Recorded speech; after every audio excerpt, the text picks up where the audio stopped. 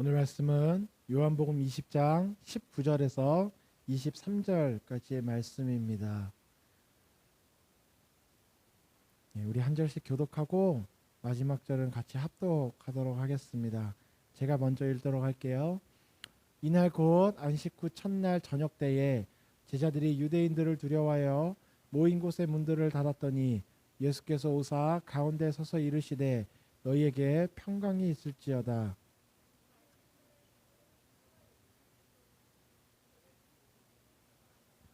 예수께서 또 이르시되 너희에게 평강이 있을지어다. 아버지께서 나를 보내신 것 같이 나도 너희를 보내노라.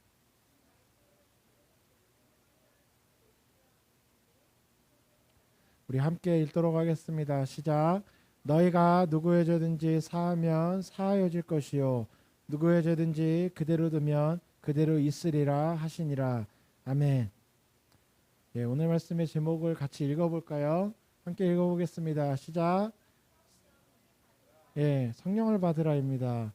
우리 지난주 말씀 뭐였죠?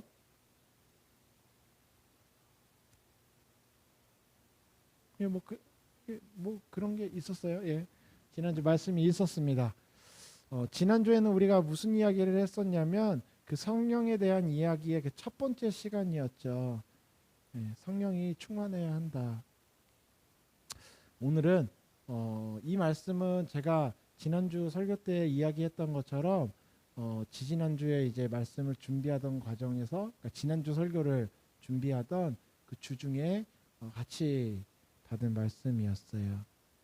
사실 이 말씀을 먼저 이제 묵상을 하고 있었는데 하나님께서 지난주 말씀을 같이 먼저 다시 주시면서 그 말씀을 먼저 좀 나누었으면 좋겠다 이런 마음을 주셔서 그 말씀을 나누고 오늘 다시 그 두 번째 시간 좀 이어진다고 이야기할 수 있을 것 같아요.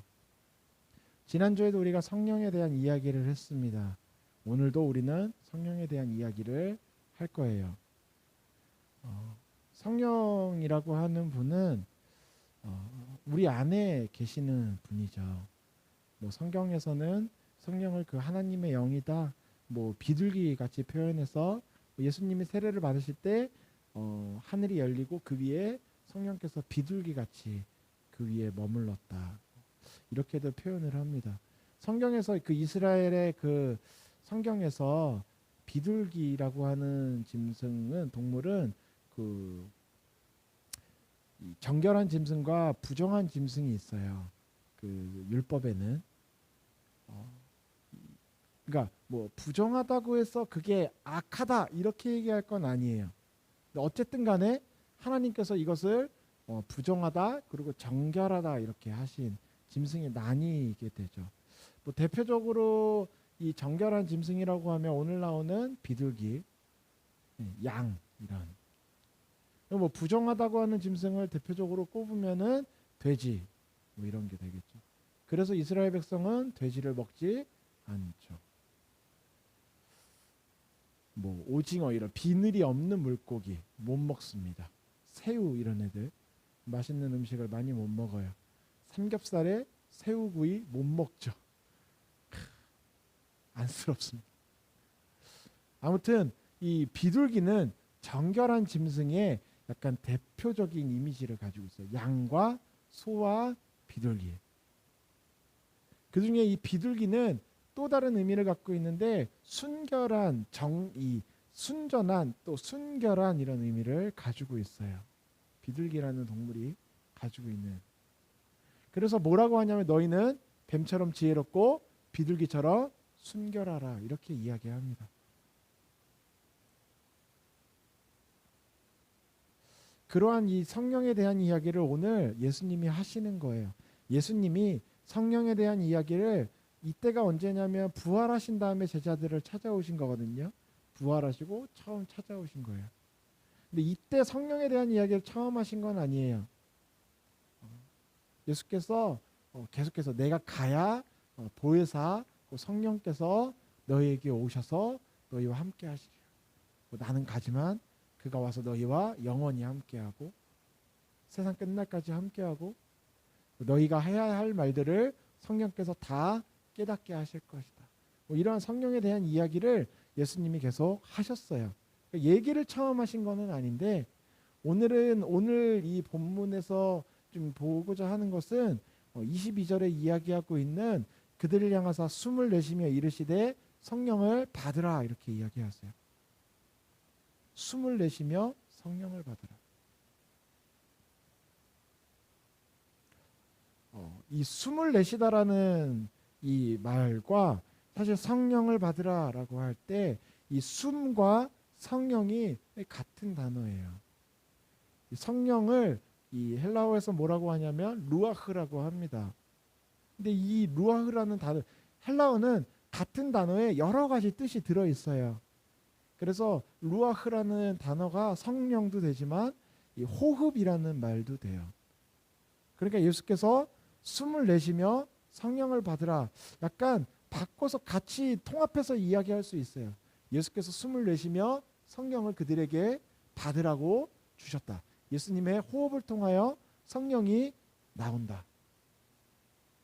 같은 단어예요. 숨을 내셨다라는 단어 자체가 단순히 그냥 예수님이 요한이 예수님이 말씀하셨던 이 구절을 적을 때 그들을 향하사 그냥 숨을 내신 게 이렇게 했다는 의미가 아니라는 거죠.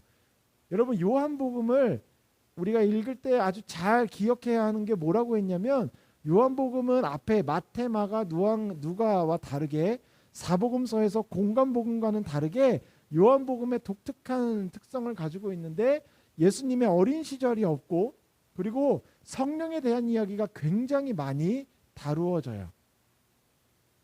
진리와 성령에 대한 이야기가 요한복음의 핵심을 이루고 있어요.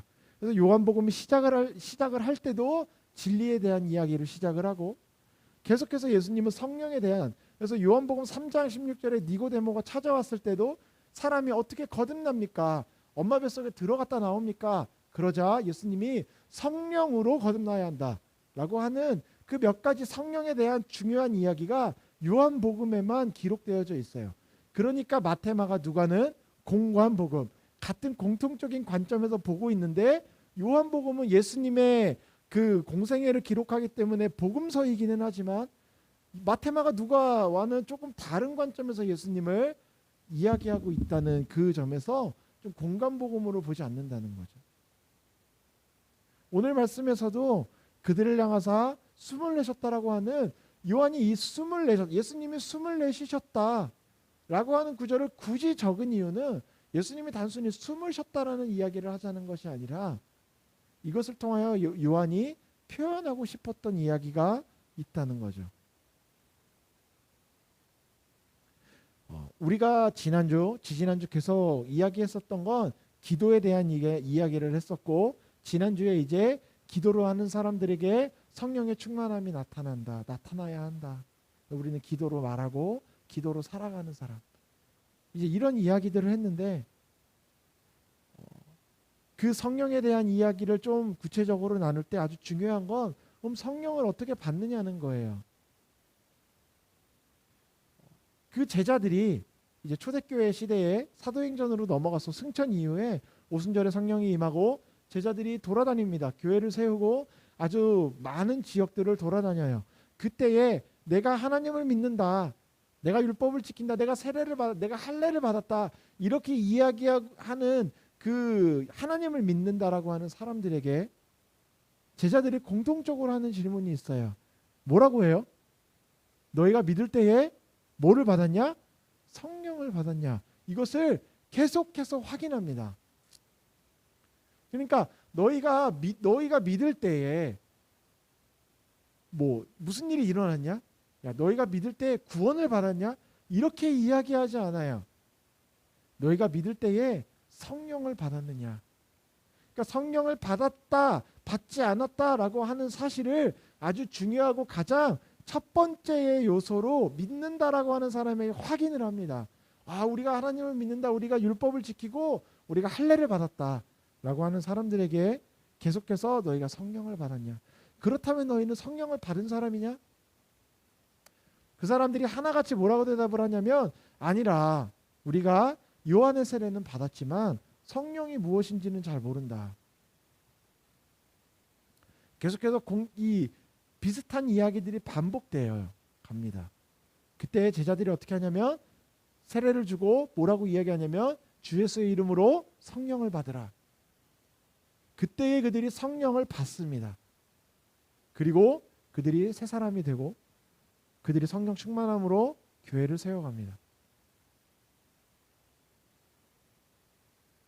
자, 그러면 제가 여러분에게도 물어볼까요? 여러분 성령을 어떻게 받죠? 이게 눈에 보이면 참 좋은데 항상 이야기하지만 이 모든 것들은 눈에 보이지 않아요. 제가 이렇게 뭐 주머니에서 꺼내 줄 수 있는 것도 아니고 무슨 뭐 게임처럼 저한테 뭐가 이렇게 능력치가 막 있어가지고 막 이렇게 막 목사가 이렇게 안수 빡 하면 성령이 빡 하면 제가 막 성령의 막 게이지가 좀 깎이면서 이렇게 막 가고 이런 뭔가 이 능력치 같은 게 아니거든요. 스킬을 사용하는 게 아니거든요.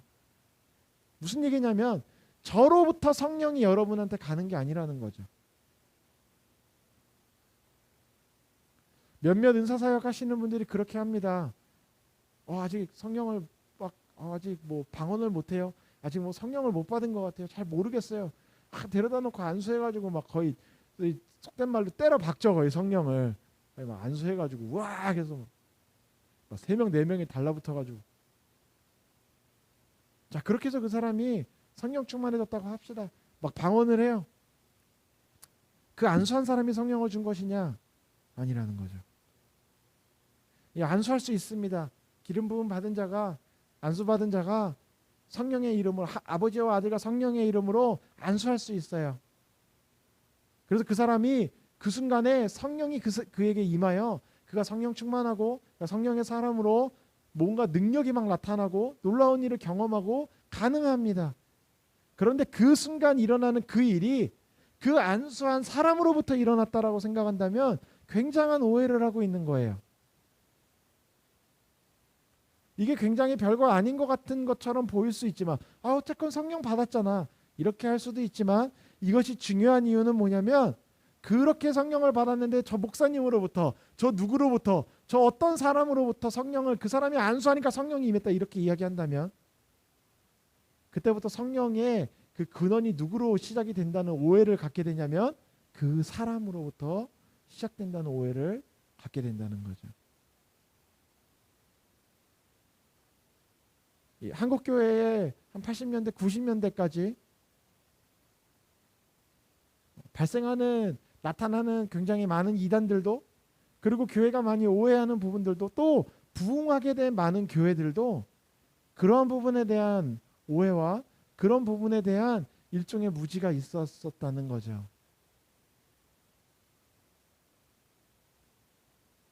뭔가 누군가에게 안수받아 그 사람이 뭔가 어떠한 놀라운 일을 경험하게 되면은 그 목사님을 보고 그 교회로 모이게 되는 거죠. 그렇게 이야기는 하진 않지만 그들의 삶의 태도에서 뭔가 그 목사님이 나에게 성령을 준 것처럼 오해하게 돼요. 자, 그러면 어떤 문제가 생길까요? 성령 충만함이 됐어요. 성령 충만해졌어요. 막 성령의 삶을 살아갑니다. 항상 그래요? 아니죠. 꺾일 때가 있어요. 낙심하고 우리의 삶은 언제나 넘어지고 그러한 삶의 어려움을 겪게 됐을 때 그 사람이 어디를 갈까요?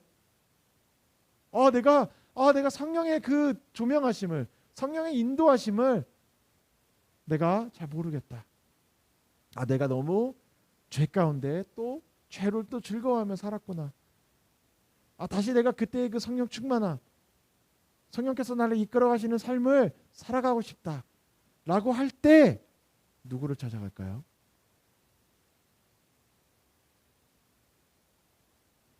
내가 누구로부터 성령을 받았느냐는 그래서 중요한 겁니다. 예수님을 찾아가야 돼요. 물론 그 담당 목회자에게 가서 상담하고 같이 기도해 주세요. 이렇게 하는 것들은 너무 좋은 거죠. 그 목회자는 마음을 다해서 기도할 겁니다. 저도 마찬가지죠. 누가 저에게 와서 목사님 제가 요즘 막 예전에는 말씀을 읽으면 마음이 막 뜨거워졌는데 요즘은 말씀을 읽어도 마음이 그냥 그래요. 기도를 하려고 해도 기도가 잘 안 돼요. 하나님과 너무 예수님과 서먹해진 것 같아요. 목사님 같이 기도해 주세요. 너무 좋습니다. 너무 아름답죠. 너무 감사한 일입니다. 같이 기도할 거예요. 그래, 우리 이렇게 기도해 봅시다. 같이 기도하고, 하지만 그걸 제가 줄 수 있는 건 아니에요. 서로 그 순간에 같이 그 자리에서 무릎 꿇고 기도하던 그 시간에 하나님이 그 사람에게 역사하실 수 있어요. 그 사람이 영적으로 회복될 수 있습니다. 그렇다고 해도 저도 그 사람도 뭔가 성경이 역시 목사님이 어쩌고 하는 건 아니라는 거죠. 예수님 감사합니다. 이 말씀의 근거가 되는 것이 뭐냐면 오늘 말씀의 22절인 거예요. 그들을 향하사 숨을 내쉬며 성령을 받으라. 성령은 어디로부터 나오는 것이냐면 예수님의 호흡으로부터. 호흡이라고 하는 것이 무엇이냐면 예수님의 생명입니다. 성령이라고 하는 것은 성령이라고 하는 그 성령님은 예수님의 호흡, 예수님의 생명으로부터 우리에게 임하시는 거예요. 그러니까 예수님이 숨을 내쉬며 성령을 받으라 말씀하신 겁니다. 성령은 다른 것이 아니라 예수님으로부터 우리에게 주어지는 거예요. 그러니까 우리가 성령의 충만함을 회복하고 싶다면, 또 그것을 경험하고 싶다면 우리는 누구에게 나아가야 되냐면 예수님께 나아가야 된다는 겁니다. 공동체에 도움을 청할 수는 있죠. 아까 말했던 대로 목회자에게 같이 기도해 주세요. 내 마음이 너무 요즘 건조해요. 막 쩍쩍 갈라지는 것 같아요. 같이 기도해 주세요. 그때 교회는 그를 위하여 같이 기도할 수 있습니다. 하지만 절대 그 모든 나눔과 감사와 그 놀라운 간증이 있다 할지라도 그때에 우리가 잊지 않아야 되는 것은 성령은 예수님의 호흡으로부터 나왔다는 사실이에요.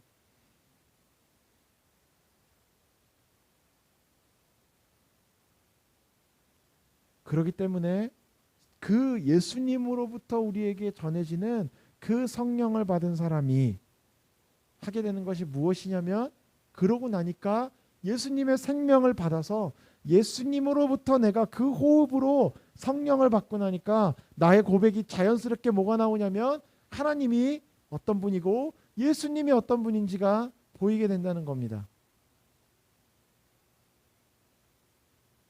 그래야 내가 예수 그리스도가 살아계신 하나님의 아들이고 나의 구원자, 나의 생명이라는 사실이 그 예수님의 호흡에 들어있는 성령께서 나에게 역사하실 때, 내 안에 머물러 나와 함께 하실 때 그 고백이 살아나는 거예요.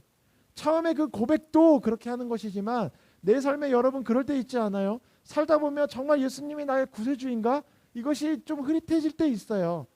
그러니까 안 믿는다는 얘기가 아니라 내가 예수님과의 관계가 좋아서 성령 충만할 때는 이 모든 어려움들이 하나님의 손에 있고 예수님의 도우심으로 아무것도 아니고 내가 담대하게 걸어갈 수 있다라고 생각을 하는데, 때로는 여러분 우리가 그럴 때가 있습니다. 저도 그럴 때가 있어요. 예수님이 이 문제 가운데 함께하고 계시나? 주는 그리스도이시고 정말 살아계신 하나님의 아들이라서 정말 내 삶에서 예수님이 내 삶에 역사하고 계시는 게 맞는가? 그 고백이 정말 그 믿음의 근본적인 것이 내 안에서 때로는 가려지고 흐릿해지고 두려움이 나를 덮을 때가 있다는 거예요. 예수님을 안 믿는다는 얘기가 아니라 우리의 믿음이 연약해질 때가 있다는 거죠. 그때에 그럴 수밖에 없다는 거예요. 예수님으로부터 받은 그 성령이 우리 저번 주에 이야기했던 것처럼 예언을 멸시하고 성령을 소멸시키지 말라라. 하나님의 말씀이 우리에게 주어질 때 내가 그것들을 목이 곧은 백성으로 내 마음이 딱딱해져서 겸손하게 그 말씀을 받는 것이 아니라 내 뜻대로 내 마음대로 살아가다 보니 내 안에 성령이 점점 소멸되어져 가는, 그래서 내 안에서 타오르는 그 정말 불꽃 같은 모든 제단을 태워버릴 만큼 강렬했던 성령의 불이 이제는 그냥 불씨 정도 겨우 남아서 그런 삶을 살아가고 있는,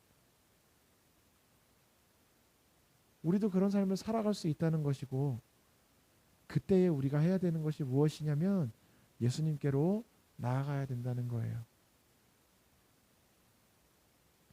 하나님을 아주 잘 믿고 정말 예수님의 뜻대로 정말 신실하게 살아가고 있는 그 그리스도인들이 가장 어려울 때가 뭐냐면, 그러니까 가장 조심해야 될 때가 뭐냐면, 정말 아무런 문제가 없이 그 삶을 하나님의 뜻대로 너무 잘 살아가고 있을 때 정말 조심해야 돼요.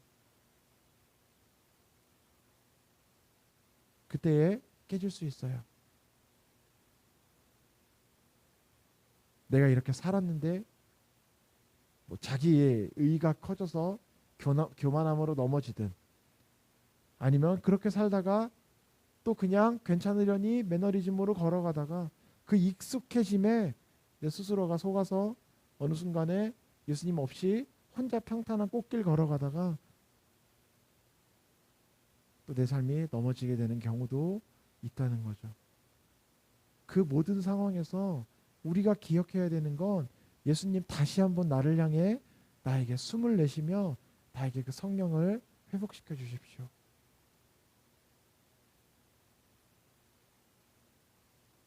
여러분, 오늘 19절 말씀에 보면 19절은 이제 제자들이 이 두려워하여서 모여서 막 문을 걸어 잠그고 이제 달달달달 떨고 있는 거예요. 그런데 그 전의 말씀 18절까지가 뭐냐면, 마리아와 막달라 마리아가 예수님의 무덤에 찾아갔다가 예수님의 부활을 보게 됩니다. 그리고 마리아가 예수님을 보게 돼요. 예수님이 이제 살아나셨어요. 그런데 이 제자들이 지금 어떤 모습이냐면, 유대인들을 두려워하여 모인 곳의 문들을 닫고 들어가서 떨고 있습니다.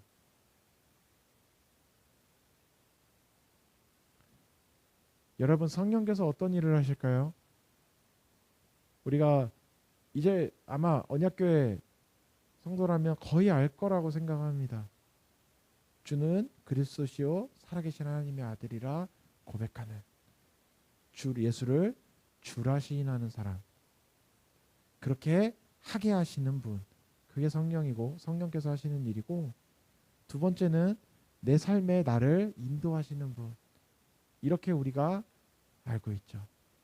그 두 번째 이야기를 좀 이렇게 확장시켜 볼까요? 굉장히 좀 큰 카테고리에 속하잖아요. 가장 근본적인 이야기예요. 우리의 삶을 인도하신다. 어떻게 인도하시느냐? 오늘 제자들처럼 두려워합니다. 오늘 제자들은 예수님이 살아나신 걸 알았어요. 이 예수님이 아직 안 살아나신 게 아니라 살아나신 걸 들었습니다. 알고 있어요. 그런데 그들의 마음에 여전히 뭐가 있냐면 두려움이 있어요. 유대인들을 두려워합니다. 예수님을 못 박아 죽이고 그 성난 군중들이 얼마나 무서웠겠어요. 그 빌라도의 그 공관 앞에 모여서 무리들이 소리 질렀어요. 예수를 십자가에 못 박아라. 차라리 그 강도 바라바를 놔주고 예수는 십자가에 못 박아라. 그래서 밤새 두드려 패고 막 침 뱉고 모욕하고 막 뺨 때리고 돌 던지고, 그렇게 해서 십자가를 끌고 올라가는 그 골고다 언덕길 끝까지 사람들이 모여서 조롱하고 성내에 있는 그 분노에 가득 차 있는 그 유대인들을 제자들은 다 봤을 거예요. 두려워합니다.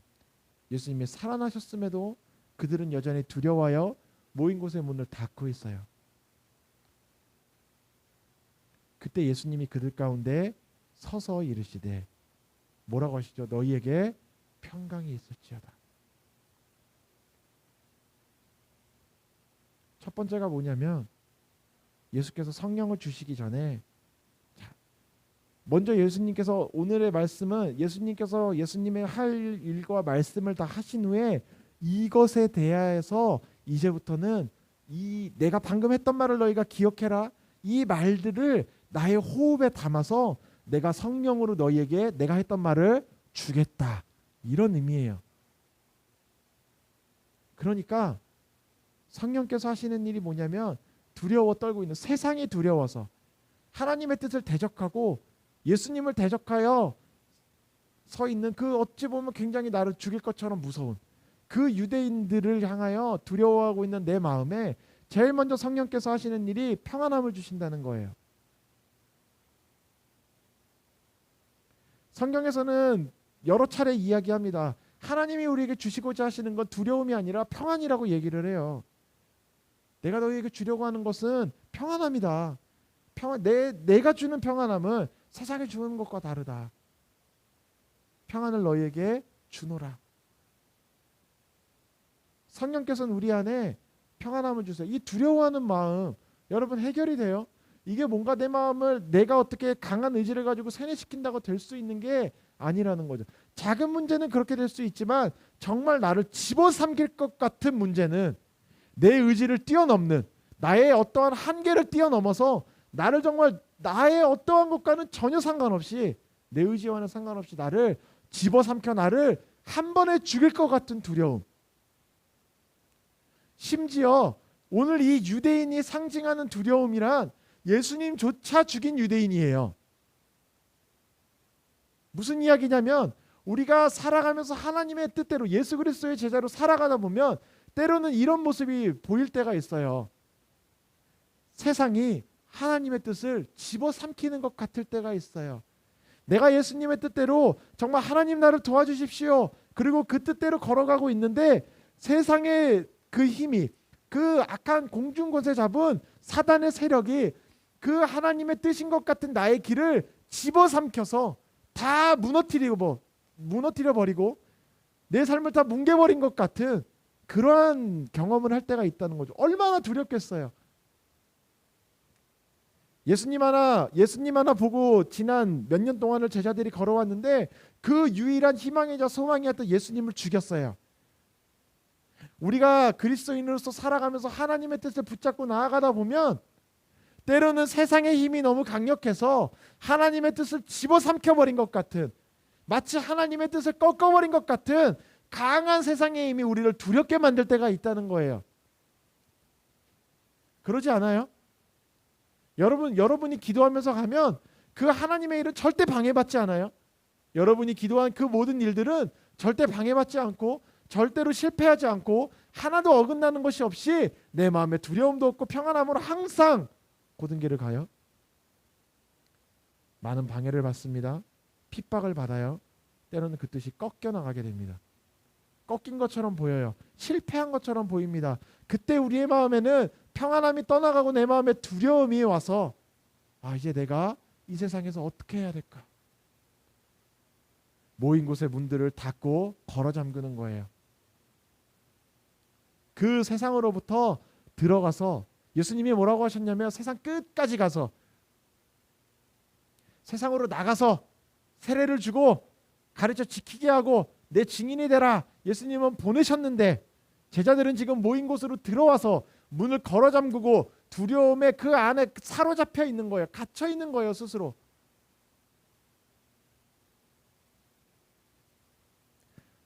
(21절에) 다시 말씀하십니다. 예수께서 또 이르시되 너희에게 평강이 있을지어다. 그리고 뭐라고 얘기하세요? 아버지께서 나를 보내신 것 같이 나도 너희를 보내노라. 보세요. 19절에 어떻게 하고 있어요? 두려워하여 모인 곳의 문들을 닫고 있는데 21절에서는 예수님이 그걸 뒤집어 버립니다. 평안함, 두려움을 평안함으로 평강으로 바꾸고 모인 곳의 문들을 걸어 잠그고 두려워 그 다락방에 숨어서 덜덜 떨고 있는 그들을 향해 나를 보내신 것 같이 나도 너희를 보낸다. 평안함을 가지고 가라. 그 얘기를 하고 계시는 거예요. 그리고 이 말씀을 하신 뒤에 그들을 향하사 숨을 내쉬며 이르시되 성령을 받으라.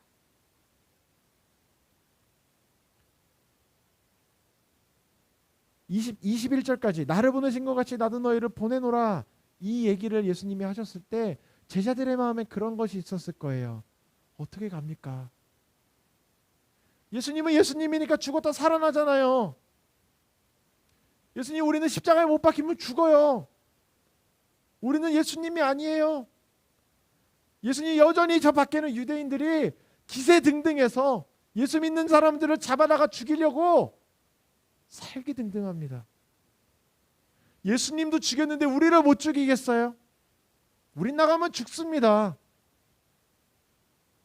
아마 21절에 나도 너희를 보낸다라고 하시는 예수님의 그 말씀까지 들었을 때 제자들의 마음에 여전한 두려움과 예수님을 향해 질문하고 있는, 예수님을 향해 어쩌면 항변하고 있는 그들의 그 마음이 있었을 거예요. 두려움에 가득 차 여전히 그 마음의 문을 걸어 잠그고 어떻게 갑니까 예수님? 20절에 보면 이 말씀을 하시고 손과 옆구리를 보이시니 제자들이 주를 보고 기뻐하더라. 기뻐해요. 살아나셨네요. 근데 그게 왜요? 그게 뭐요? 예수님이 살아나신 게 나에게 뭐요? 이런 느낌이에요. 아직 그들은 예수님이 살아나신 건 기뻐요. 그런데 예수님이 보내시는 것에 대해서 그들의 마음이 아직 움직이지 않아요.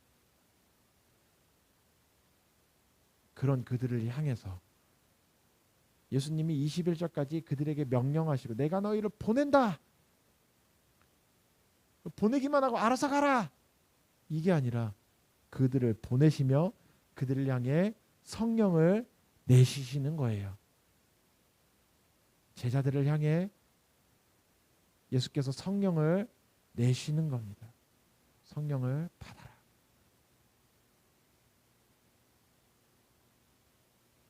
이 일이 언제 성취됩니까?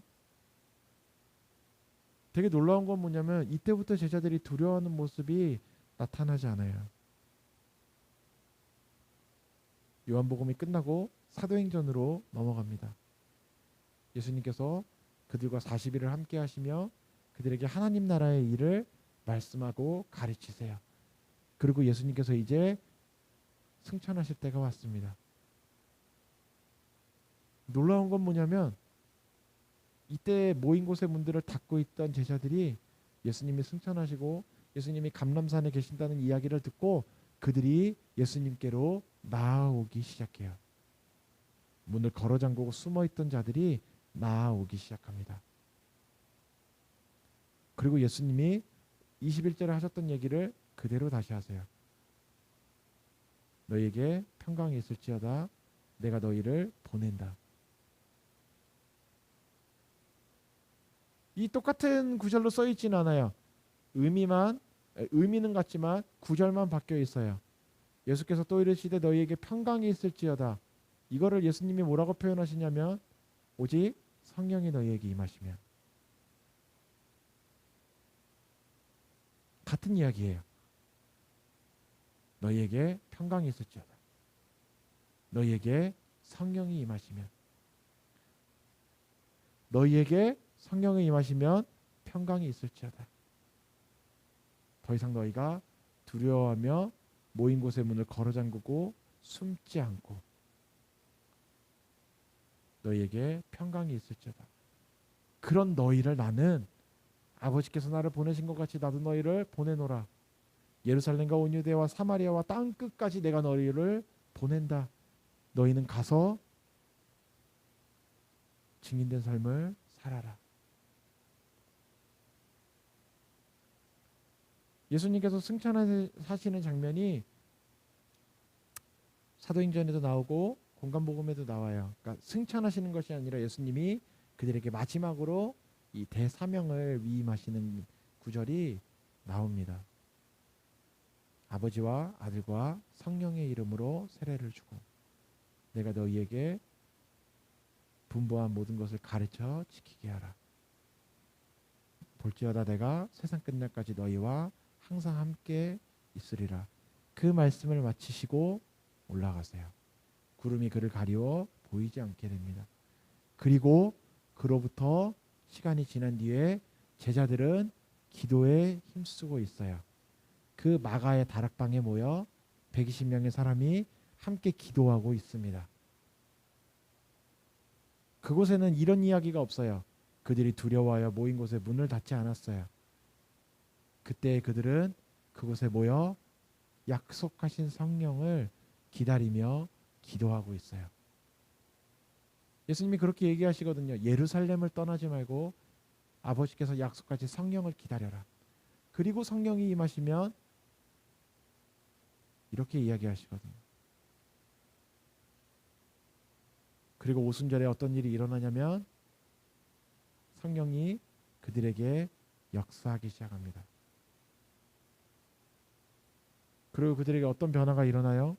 두려워하여 모인 곳의 문을 닫고 있던 그들이 길거리로 뛰쳐나가 예수 그리스도를 전하기 시작합니다. 그때에 그들이 새 방언을 말해요. 다른 나라의 말을 얘기하죠. 그게 여러 가지 의미를 가지고 있습니다. 바벨탑의 죄로 인하여 흩어졌던 언어를 성령으로 말미암아 다시 회복시키는 그러한 상징적인 의미도 있지만 또 하나는 무엇이냐면 그들이 자신이 무슨 말을 하는지 몰라요. 메소포타미아 방언을 하는 사람 제자가 자기가 무슨 말을 하고 있는지 자기 자신도 잘 몰라요. 무슨 이야기예요? 자신의 의지로 지금 복음을 전하고 자신의 능력으로 복음을 전하고 있는 것이 아니라 그들에게는 성령이 임하자 두려움이 떠나가고 그들이 나가서 성령의 능력으로 단지 성령의 우리 저번 주에 이야기했던 대로 성령으로 말하는 사람이 되어 성령으로 선포하자 어떤 일이 생겨나냐면 언어에 상관없이 문화에 상관없이 그들의 상황과 능력에 상관없이 그들에게 복음이 들어가기 시작합니다. 그리고 베드로가 하나님의 말씀을 전하자 그들이 믿는 자가 5,000이나 되었더라. 그들이 옷을 찢으며 그러면 우리가 어떻게 해야 될까? 자신의 그 죄를 깨닫게 됩니다.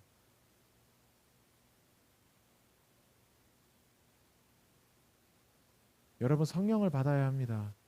아니 우리는 예수 그리스도를 주라 시인하는 사람들이라면 이미 성령이 우리 안에 계세요. 단지 아까 이야기했던 것처럼 우리 안에 성령을 우리가 우리의 그 인도자로 우리의 그 선생님으로 우리의 삶에 우리가 인정하고 있지 않은 거예요. 성령이 점점 우리 안에 소멸되어서 우리 안에서 정말 그냥 정말 마지막 하나 예수를 주라 시인하는 거 하나 예수님을 그것도 막 담대하게 선포가 아니라 아니 예수님 믿죠. 막 뭔가 내 마음에 성령께서 막 그걸 주시니까 믿는다고 말은 하는데 감동도 기쁨도 감사도 능력도 없는 정말 다 사그라져 버린 성령의 불이 아니라 성령의 그 불씨 조금 남은 거의 재투성이에 그냥 그런 정도의 그리스도인으로 살아가고 있을 수도 있어요. 여러분 삶에 내가 그리스도인으로서 여러분 두려워하고 있는 마음이 있다면 우리가 가장 먼저 점검해야 되는 건 내가 세상을 두려워한다면 사람을 두려워한다면 내가 환경을 두려워한다면 내가 나의 미래를 두려워하고 있다면 우리 안에서 가장 먼저 점검해야 되는 건 내 안에 성령의 불이 꺼져 있는가.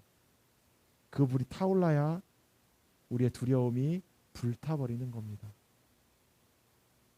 그렇다고 여러분 의지가 강하고 영리하고 삶이 정말 잘 풀려가고 정말 철저하게 열심히 살아서 삶이 잘 풀려서 내 마음에 두려움이 없다고 해서 그 사람이 성령 충만한 사람이냐?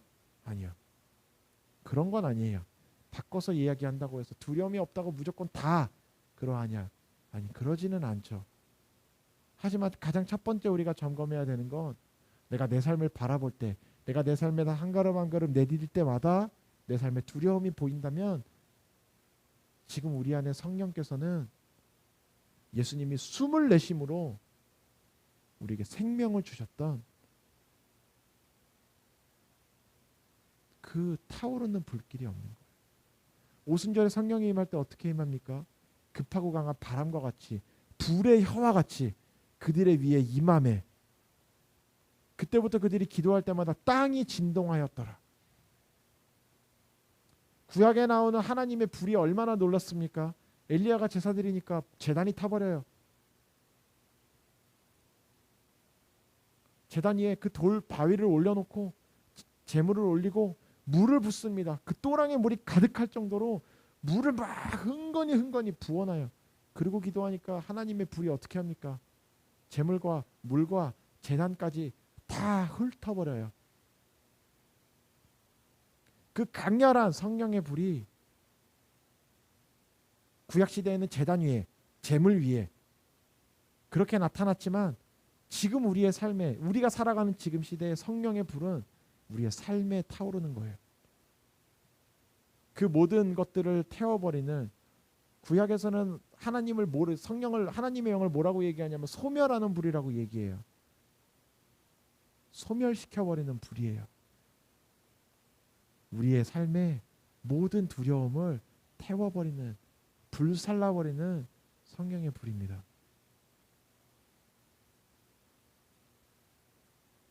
사랑하는 언약교회 성도 여러분, 성령을 받으십시오.